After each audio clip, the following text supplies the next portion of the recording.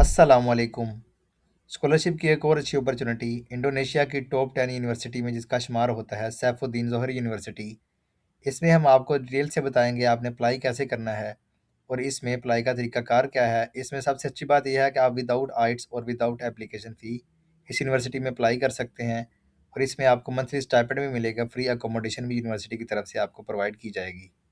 इससे पहले आपसे रिक्वेस्ट है, अगर आप हमारे चैनल पर नए हैं तो हमारे चैनल को सब्सक्राइब कीजिए, वीडियो को लाइक कीजिए। मज़ीद बर अगर आप कंप्लीट प्रोसेस हमारे थ्रू करवाना चाहते हैं तो डिस्क्रिप्शन में हमारा व्हाट्सअप नंबर ऐड है, आप कंप्लीट प्रोसेस हमारे थ्रू भी करवा सकते हैं। और अगर आप कोई professional document CV, motivation letter या सर्च प्लान वगैरह बनवाना चाहते हैं तो उसके लिए भी आप हमारी खिदमत ले सकते हैं। चलते हैं अपने मेन पॉइंट पे। सबसे पहले हम देखते हैं इसमें अप्लाई का तरीकाकार।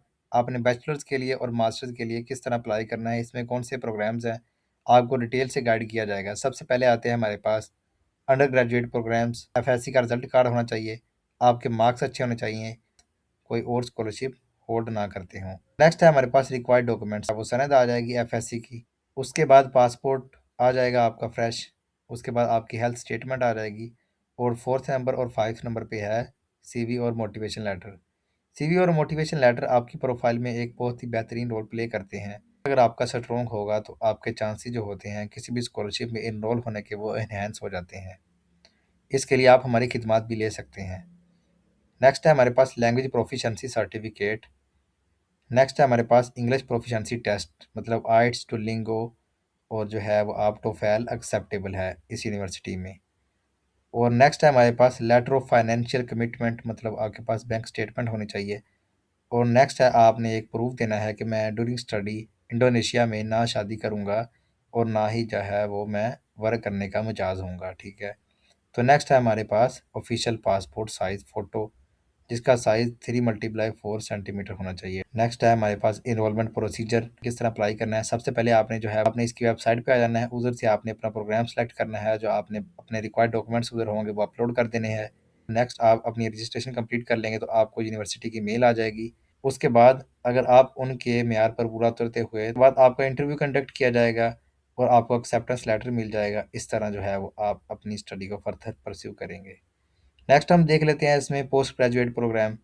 पोस्ट ग्रेजुएट में भी सेम एज इट इज़ वही क्राइटेरिया है। आपके पास आपकी बैचलर की डिग्री होनी चाहिए, एक्सीलेंट रिजल्ट होना चाहिए, आपकी सीजीपीए अच्छी होनी चाहिए, तो कोई और स्कॉलरशिप जो है वो होल्ड ना करते हों। और इसी तरह सेम क्राइटेरिया बैचलर्स का ही है, आप देख सकते हैं। आपने अप्लाई कैसे करना है। अब ये आ रहा है हमारे पास गाइड बुक, और ये स्कॉलरशिप में क्या क्या चीज़ें इंक्लूड होगी।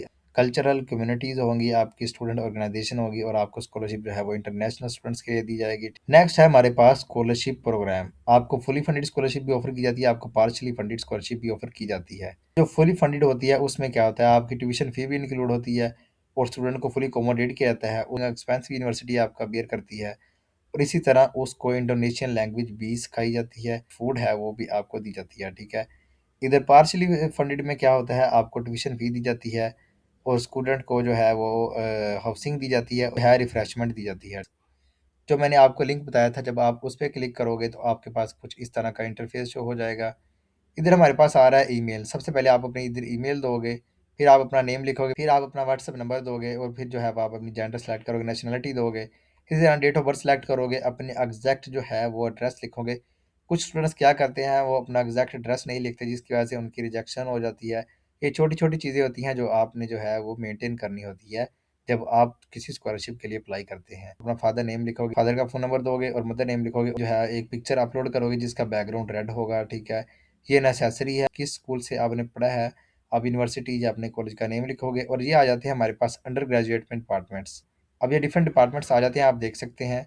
इसमें इस्लामिक एजुकेशन आ जाता है, इंग्लिश एजुकेशन आ जाता है, अरबिक लैंग्वेज एजुकेशन आ जाता है, कॉन्स्टिट्यूशनल लॉ आ जाता है, इस्लामिक इकोनॉमिक लॉ आ जाता है, कंपैरेटिव लॉ आ जाता है, इस्लामिक कम्युनिटी डेवलपमेंट आ जाता है, इस्लामिक बैंकिंग आ जाता है, इंफॉर्मेटिक्स, और इसी तरह डिफरेंट डिपार्टमेंट्स आ जाते हैं। कॉलेज की इधर सनद अपलोड करनी है, इधर आप अपना पासपोर्ट अपलोड करना है। इसी तरह नीचे जो है वो आपने अपना आईडी कार्ड अपलोड करना है। ठीक है। इसी तरह आपने नीचे मोटिवेशन लेटर अपलोड करना है और नीचे आपने सीवी अपलोड करनी है। अब मोटिवेशन लेटर जो आपने इंतहाई एहतियात से बनाना है, ये बहुत ही अहम होता है जब आप किसी भी स्कॉलरशिप के लिए अप्लाई करते हैं। कुछ स्टूडेंट्स जो है वो ऐसा करते हैं, चैट जीपीटी से as it is copy paste करके इधर जो है वो पुट कर देते हैं, जिसकी वजह से उनके रिजेक्शन के चांसेस होते हैं। क्योंकि जो प्लेजरिज्म है वो यूनिवर्सिटी आपके जो है वो आपको फ़ौरन उनको पता चल जाता है कि इस बच्चे ने फ़लाँ वेबसाइट से या फ़लाँ एआई की हेल्प ली है, ठीक है? तो मोटिवेशन लेटर जो है वो आपने इंतहाई एहतियात से बनाना है। सीवी आपने यूरोपास पे बनानी है, मैं हर वीडियो में आपको ये बताता हूँ कि सीवी आपकी यूरोपास पे होनी चाहिए। रिकमेंडेशन लेटर जो है वो आपने एक इधर अपलोड करना है। इसी तरह स्टेटमेंट लेटर आपने अपलोड करना है, मतलब प्रूफ़ देना है इस बात का कि जो है वो मैं ड्यूरिंग स्टडी जो कि ना किसी काम का मिजाज हूँगा और ना ही मैं आगे मैरिज वगैरह करूँगा, ठीक है? आप इधर टेम्पलेट भी देख सकते हैं, मैं आपको दिखा देता हूँ। जी हाँ, ये वो स्टेटमेंट है। Statement letter of commitment, statement letter of being able to complete study, statement letter to not marry, ये तीनों लेटर जो हैं वो आपने इधर फिल करके इधर आके अपने अपलोड कर देने हैं। स्टेटमेंट लेटर है, the applicant will finish his study on time, applicant है वो अपनी स्टडी मुकर्रर वक्त पे ही पूरी करेगा। स्टेटमेंट लेटर ऑफ कमिटमेंट, इधर बैंक स्टेटमेंट आपने अपनी देनी है। इधर आपने अपना पुलिस क्लियरेंस सर्टिफिकेट जो आप जो है वो किसी भी पुलिस स्टेशन से अपना क्लियरेंस सर्टिफिकेट लेके तो आपका मुतल्लिका पुलिस स्टेशन है वो आप इधर अपलोड करोगे। नेक्स्ट है हमारे पास certificate of English language competency, English proficiency certificate जो है वो अपलोड करना है। इसी तरह जो है वो आपने certificate of Bahasa Indonesian competence, मतलब इंडोनेशियन की लैंग्वेज है, ये आपके पास मैंडेटरी नहीं है, नहीं सबमिट कर दोगे, इस तरह आपका इस यूनिवर्सिटी में अप्लाई हो जाएगा। ये था बैचलर्स के लिए, ठीक है?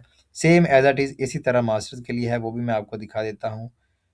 आप देख सकते हैं same as it is master का भी इसी तरह है। Statement letter starting the applicant will not married, same वही चीज़ें इधर आपने जो है वो पुट कर देनी है। मास्टर्स का जस्ट एक प्रोग्राम है, master of Islamic education management, submit कर दोगे तो इस तरह आपका इस यूनिवर्सिटी में स्कॉलरशिप के लिए इंडोनेशिया में अप्लाई हो जाएगा।